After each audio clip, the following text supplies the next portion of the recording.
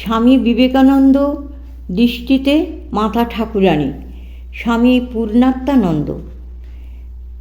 1890 খ্রিস্টাব্দের 14 ফেব্রুয়ারি গাজীপুর থেকে স্বামী বিবেকানন্দ রামকৃষ্ণদেবের অন্তরঙ্গ গৃহী পার্ষদ বলরাম বসুকে লিখছেন, গিরিশবাবুর সহিত মাতা ঠাকুরানীকে কলিকাতায় আনিবার জন্য আপনার কি মতান্তর হইয়াছে? গিরিশবাবু লিখিয়াছেন, সে বিষয়ে আমার বলিবার কিছুই নাই। মাতা ঠাকুরানী যে প্রকার ইচ্ছা হইবে সেই প্রকারই করিবেন। আমি কোন নরার হাম তাহার সম্বন্ধে কোনো বিষয়ে কথা কহি? পত্রটির উপসংহারে স্বামীজি মর্মস্পর্শী ভাষায় লিখছেন, বলরামবাবু, মাতা ঠাকুরানী যদি আসিয়া থাকেন, আমার কোটি কোটি প্রণাম দিবেন ও আশীর্বাদ করিতে বলিবেন, যেন আমার অটল অধ্যবসায় হয়, কিংবা এ শরীরে যদি তাহা অসম্ভব, যেন শীঘ্রই ইহার পতন হয়। শ্রী মা সম্পর্কে স্বামী বিবেকানন্দের যেসব উক্তির সন্ধান পাওয়া যায়, তাদের মধ্যে কালগতভাবে এটিই প্রথম। স্বামীজির অন্তরে শ্রী মায়ের স্থান সম্পর্কে পত্রটি উজ্জ্বল আলোক সম্পাদ করছে।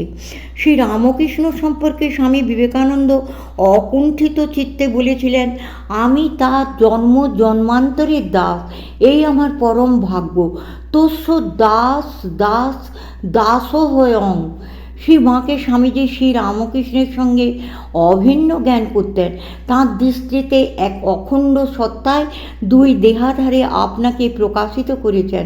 গুরুভাতা স্বামী রামকৃষ্ণানন্দকে এক পত্রে স্বামীজি লিখছেন, মা ঠাকুরানীকে তাহার জন্ম জন্মান্তরের দাসের পুনঃ পুনঃ ধুল্লবলুণ্ঠিত সাষ্টাঙ্গ দিবে, তাহার আশীর্বাদে আমার সর্বত্র মঙ্গল। অর্থাৎ তিনি যেমন নিজেকে শ্রী রামকৃষ্ণের জন্মান্তরের দাস বলে মনে করতেন, সেই রকম তিনি নিজেকে সারদা দেবীরও জন্মান্তরের দাস বলে গণ্য করতেন। শ্রী রামকৃষ্ণের উদ্দেশ্যে রচিত তার বিখ্যাত কবিতা গাই গীত শোনাতে তোমায়, এই সাক্ষ্যই বহন করছে। সে কবিতায় প্রথম স্তবকেই তিনি লিখেছেন, দাস তোমা দোহাকার সশক্তিক নমিতব পদে। 1895 খ্রিস্টাব্দে স্বামী রামকৃষ্ণানন্দকে স্বামীজি লিখেছিলেন, শাঁকচুন্নি যে ঠাকুরের পুঁথি পাঠাইয়াছে তাহা পরম সুন্দর, কিন্তু প্রথমে শক্তির বর্ণনা নাই, এই মহাদোষ, দ্বিতীয় এডিশনে শুদ্ধ করিতে হইবে। এই প্রসঙ্গে স্বামী শারদেশানন্দ লিখেছেন, শ্রী রামকৃষ্ণের পুঁথি লেখককে স্বামীজি ব্যগ্রভাবে নির্দেশ দেন পুঁথিতে ঠাকুরের সঙ্গে মায়ের স্তব অন্তর্ভুক্ত করিবার জন্য। স্বশক্তিক ছাড়া ভগবানের উপাসনা হয় না, তাই পরে সংযুক্ত হইল, জয় মাতা শ্যাম সুতা জগত জননী রামকৃষ্ণ ভক্তিদাত্রী চৈতন্য দায়িনী। স্বামীজি স্বয়ং স্বরচিত ঠাকুরের আরাত্মিক স্তবে মায়ের বীজ মন্ত্র রিং সংযুক্ত করিয়া দেন। শ্রী রামকৃষ্ণের মহিমা উপলব্ধির জন্য স্বামীজিকে দীর্ঘকাল বহু পরীক্ষা নিরীক্ষা বিচার বিতর্কের আশ্রয় গ্রহণ করতে হয়েছিল, কিন্তু শ্রী মায়ের মহিমা উপলব্ধির জন্য তার কোনো কিছুরই প্রয়োজন হয়নি। মায়ের মহিমা সম্বন্ধে কোনো প্রশ্ন বা সংশয় স্বামীজির কোনো দিনও ছিল না। শ্রী মা রামকৃষ্ণের 2-3 ত্যাগী ভক্ত ছাড়া অন্যান্য সকলের মতো নরেন্দ্রের নিকটও অন্তরালবর্তিনী ছিলেন। পরবর্তীকালেও শ্রী শ্রী মা যখন স্বামীজির সঙ্গে কথা বলতেন, তখন সোজাসুজি কথা বলতেন না। মায়ের মুখে অনুচ্চ স্বরে উচ্চারিত কথাগুলি গোলাপ মা বা অন্য কেউ স্পষ্ট করে স্বামীজিকে শুনিয়ে দিতেন। শুধু স্বামীজি নয়, অন্যান্য ত্যাগী সন্তানদের সঙ্গেও 2-3 ছাড়া শ্রী মা ওইভাবেই কথা বলতেন। স্বামীজি বিদেশ থেকে ফিরে আসার পর গিরিশ ঘোষ তাঁকে শ্রী রামকৃষ্ণের একটি জীবনী লিখতে বিশেষভাবে অনুরোধ করেছিলেন। তাতে স্বামীজি বলেছিলেন, তিনি রামকৃষ্ণ এত মহান ছিলেন, এত বড় ছিলেন যে আমি তাকে কিছুই বুঝতে পারিনি, তার জীবনের এক কোণাও আমি জানতে পারিনি। শেষে শিব গড়তে গিয়ে কি বানর গড়ে ফেলবো, তা আমি পারবো না। মায়ের জীবনে লেখার কাজে হাত দিতেও তিনি ভয় পেতেন। একটি চিঠিতে গুরুভাই স্বামী রামকৃষ্ণানন্দকে স্বামীজি লিখছেন, স্যান্ডেল বৈকুণ্ঠনাথ সান্যাল, আমাকে 3 পাতা লেকচার দিয়েছে যে মা ঠাকুরানীকে ভক্তি করতে হবে এবং তিনি আমায় কত দয়া করেন। স্যান্ডেলের এই মহা আবিষ্ক্রিয়ার জন্য ধন্যবাদ। তাঁর শিশি মায়ের বিষয়ে একটা কিছু লিখব মনে করি, কিন্তু ভয়ে পিছিয়ে যায়। যাক, তার ইচ্ছা হয়তো কালে কালে হবে। শ্রী রামকৃষ্ণ শ্রী মাকে স্বামীজি যে অভেদ জ্ঞান করতেন তার প্রমাণ পাওয়া যায় আমেরিকা যাত্রার প্রাক্কালে তাঁর শ্রী মায়ের আশীর্বাদ প্রার্থনা করবার ব্যাকুল সংকল্পে।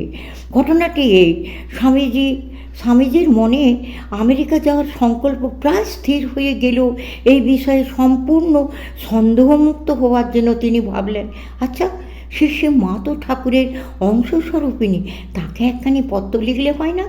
তিনি যেরূপ বলবেন সেইরূপই করব। স্বামীজি তারপর সেই মায়ের নির্দেশ চেয়ে যে পত্র লিখলেন তাতে শ্রী মা স্বামীজিকে আশীর্বাদ করে পাশ্চাত্য দেশে গমনের অনুমতি দিলেন। এটি পেয়ে স্বামীজির সকল দ্বিধার অবসান হলো। তিনি বললেন, আহ, এতক্ষণে সব ঠিক হলো, মারও ইচ্ছা আমি যাই। সেই মায়ের আশীর্বাদকে স্বামীজি তার পাশ্চাত্য দেশে ঐতিহাসিক সাফল্যের পশ্চাতে ক্রিয়াশীল প্রধান শক্তিরূপে গণ্য করতেন। পাশ্চাত্য থেকে ফিরে আসার পর একদিন তিনি শ্রী মাকে বলেছিলেন, মা, আপনার আশীর্বাদে এ যুগে লাফিয়ে না গিয়ে তাদের তৈরি জাহাজে চড়ে সে মুল্লুকে গিয়েছি।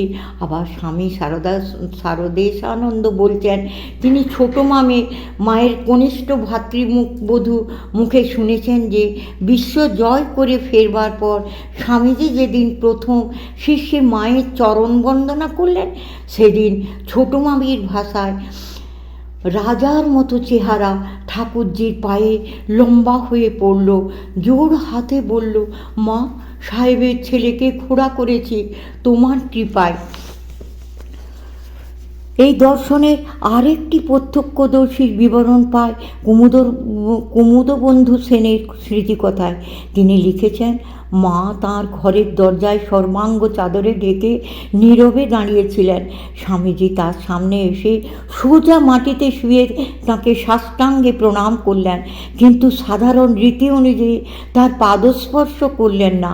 তারপর তিনি উঠে দাঁড়িয়ে উপস্থিত আমরা যারা স্বামীজির পিছনে দাঁড়িয়েছিলাম তাদের কোমল কণ্ঠে বললেন, যাও, মাকে সাষ্টাঙ্গে প্রণাম করো, কিন্তু কেউ তার চরণ স্পর্শ করো না। তার এতই করুণা, এতই কোমল তাঁর প্রকৃতি, এতই তিনি স্নেহময়ী যে যখন কেউ তার পাদস্পর্শ করে তিনি তার সর্বগ্রাসী করুণা, সীমাহীন ভালোবাসা এবং সমবেদনা দ্বারা তৎক্ষণাৎ তার যাবতীয় দুঃখ কষ্ট নিজের মধ্যে আকর্ষণ করে নেন। তার ফলে তাকে নীরবে অপরের জন্য কষ্টভোগ করতে হয়। ধীরে ধীরে একে একে তার সম্মুখে সাষ্টাঙ্গে প্রণত হও। কেউ মুখে কিছু না বলে তোমাদের অন্তরের অন্তঃস্থল থেকে নীরবে তার কাছে সর্বান্তঃকরণে প্রার্থনা করো ও তাঁর আশীর্বাদ ভিক্ষা করো। তিনি সর্বদাই অতি লৌকিক স্তরে অবস্থান করেন এবং সকলের মনের কথা জানেন। তিনি অন্তর্যামিনী।